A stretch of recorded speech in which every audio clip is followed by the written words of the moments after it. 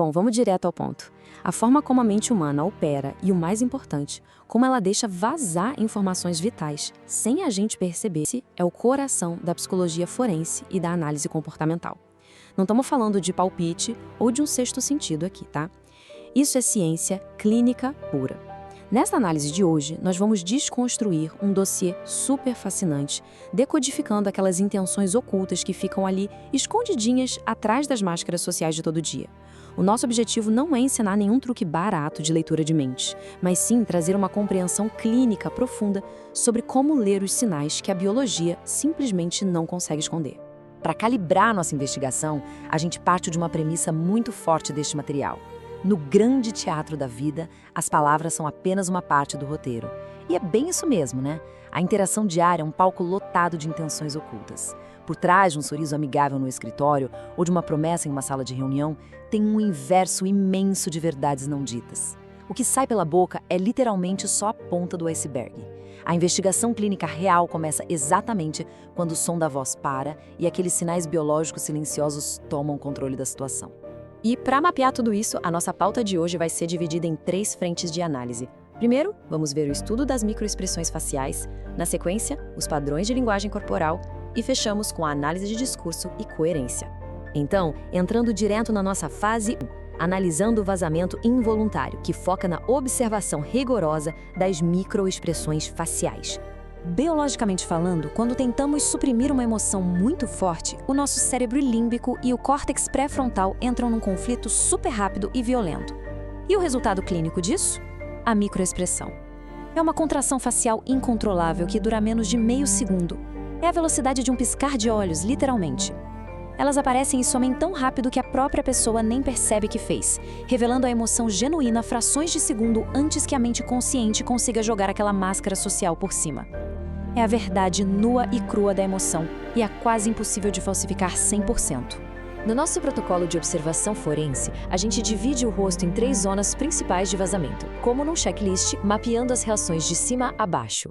Nos olhos, por exemplo, pupilas dilatadas indicam excitação ou interesse agudo, enquanto desviar o olhar ou piscar sem parar pode ser um grito silencioso de ansiedade ou o peso do esforço mental para formular uma mentira. Descendo para a boca, lábios subitamente apertados entregam frustração contida. Um tinho da boca tremendo já denuncia medo autêntico. E o sorriso falso? Esse é um clássico. É aquele que mexe a boca, mas não contrai de jeito nenhum os músculos em volta dos olhos. Já na testa, sobrancelhas levantadas sugerem surpresa instantânea, e as franzidas expõem confusão ou aquela raiva latente que está quase transbordando. Olha, o que é realmente interessante aqui é que, além da leitura pura do rosto, é absolutamente crucial monitorar esses gestos inconscientes periféricos. Eles funcionam como verdadeiros pacificadores neurológicos. São sussurros do corpo tentando desesperadamente aliviar a pressão da mente. Tocar o nariz durante uma resposta, por exemplo, muitas vezes indica uma tensão fisiológica e um fluxo sanguíneo maior no rosto, o que é super associado à mentira. Coçar a nuca é uma tentativa mecânica e direta para aliviar o estresse daquele momento.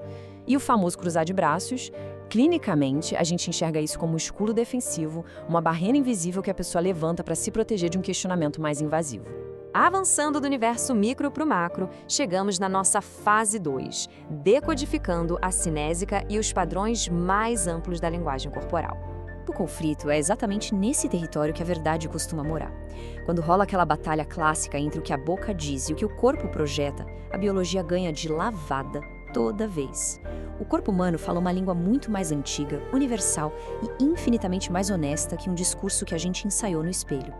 Na nossa prática clínica, é super comum ouvir um sim, concordo plenamente, falado com firmeza, enquanto os ombros estão mega tensos e o tronco está recuado, gritando não de jeito nenhum. Quando o som da voz e a resposta física estão brigando, o peso da verdade cai invariavelmente para o lado do corpo. E para dissecar isso com rigor, a gente foca em marcadores físicos bem definidos. A postura já entrega na hora o nível de engajamento da mente. Inclinar para frente demonstra interesse genuíno, enquanto aquele recuo instintivo sinaliza ceticismo e distanciamento. O espelhamento é uma ferramenta clínica incrível para mapear a conexão. Quando existe uma empatia natural, os corpos meio que se imitam de forma inconsciente, gerando harmonia. A falta total de espelhamento, por outro lado, grita resistência. Também ficamos de olho nas barreiras psicológicas. Objetos bobos, como um copo de café, uma pasta ou um caderno, quando colocados estrategicamente entre duas pessoas, são defesas puras sendo erguidas. E o toque. A forma e o ritmo do contato físico mapeiam instantaneamente se a dinâmica ali é de intimidade genuína ou só uma tentativa bem crua e territorial de controle sobre o outro. Mas atenção, porque tem uma regra de ouro na observação clínica que a gente precisa respeitar. O único sinal é acaso. Um padrão consistente é a verdade emergindo. A psicologia forense chama isso tecnicamente de agrupamento, ou clustering. Nenhum profissional sério no mundo vai basear uma avaliação inteira numa anomalia só. Pensa bem, uma pessoa pode simplesmente cruzar os braços porque o ar-condicionado da sala está muito forte, ou dar uma coçadinha no nariz por causa de uma rinite, certo? O verdadeiro segredo investigativo é rastrear múltiplos sinais simultâneos que estejam todos apontando exatamente para a mesma intenção velada. É o padrão persistente que tira o véu de qualquer ilusão. Com a face e o corpo todos mapeados, a gente avança para a fase 3, a análise de declaração, onde o foco vai todinho para o discurso e para a coerência das palavras. Na hora de dissecar a fala, as inconsistências auditivas são como sirenes tocando numa sala de interrogatório. Histórias contraditórias são as fraturas mais fáceis de pegar, óbvio. Mas a nossa atenção clínica de verdade vai para as pausas longas e aquelas hesitações cheias de marcadores. Construir uma mentira do zero exige uma carga cognitiva imensa. O cérebro literalmente trabalha dobrado para sustentar a invenção. A gente nota também uma linguagem muito evasiva e vaga, que é aquele instinto básico de fugir do centro da pergunta.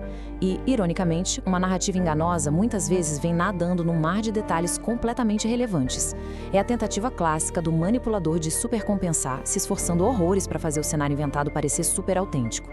Então, o ponto crucial é que todo esse mapeamento comportamental leva a gente para a fase final e mais importante da análise, o momento da convergência absoluta da verdade. Uma análise comportamental de verdade, afiada, não sobrevive de observações isoladas. Ela exige que a gente junte esses 3 pilares. Primeiro, focar lá no micro-universo do rosto, pescando aquelas emoções de meio segundo que escapam do controle. Segundo, entender o padrão corporal como um todo, decodificando o que a postura está dizendo de forma primitiva. E terceiro, analisar a coerência discursiva, ouvindo não só as palavras em si, mas as pausas, as esquivas estratégicas e todo aquele esforço invisível escondido nas entrelinhas. Quando a gente domina essas 3 frentes de uma vez, ganha uma percepção forense cirúrgica, enxergando muito além de qualquer personagem ensaiado. E para fechar essa nossa exploração sobre o comportamento humano, deixa aqui uma provocação para a gente refletir com calma depois. Quando as palavras bem pensadas de alguém e a resposta fisiológica e instintiva do corpo divergem completamente, qual se deve realmente confiar? Numa próxima interação mais tensa ou importante, o grande desafio não vai ser só escutar a emissão sonora, mas sim focar nas sombras do comportamento para enxergar a verdade sem filtros. Manter essa atenção aos detalhes biológicos continua sendo a nossa melhor chave na hora de revelar as verdadeiras intenções.